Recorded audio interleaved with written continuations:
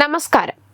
ഭാരതത്തിന്റെ റെയിൽ ശൃംഖല ഏറെ ശ്രദ്ധിക്കപ്പെടുന്ന ഒന്നാണ്. ആയിരക്കണക്കിന് ട്രെയിനുകളിൽ വിദ്യാർത്ഥികൾ മുതൽ ജോലിക്കാർ വരെ ഉൾപ്പെടുന്നുണ്ട്. ലക്ഷക്കണക്കിന് ആളുകൾക്കാണ് റെയിൽവേ വരുമാന മാർഗമാകുന്നത്. വേഗം കൂടിയ തീവണ്ടികൾ മുതൽ എല്ലാ സ്റ്റോപ്പുകളിലും നിർത്തി യാത്രക്കാരെ കയറ്റുന്ന പാസഞ്ചർ ട്രെയിനുകളും നമ്മുടെ രാജ്യത്തുണ്ട്.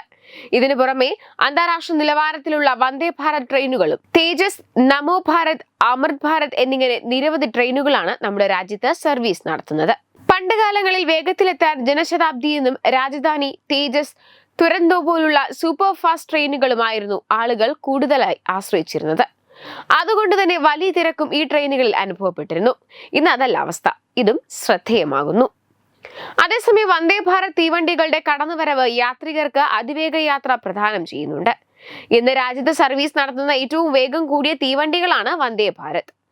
മണിക്കൂറിൽ 180 കിലോമീറ്ററാണ് വന്ദേ ഭാരത് ട്രെയിനുകളുടെ ദൂരം.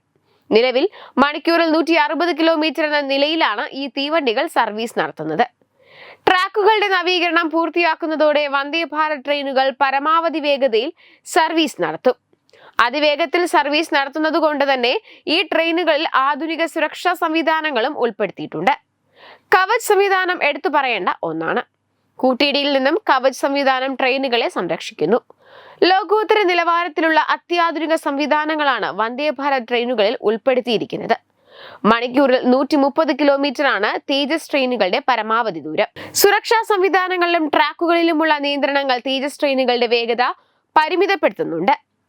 വെബ് ഡെസ്ക് തത്തുമൈ TV.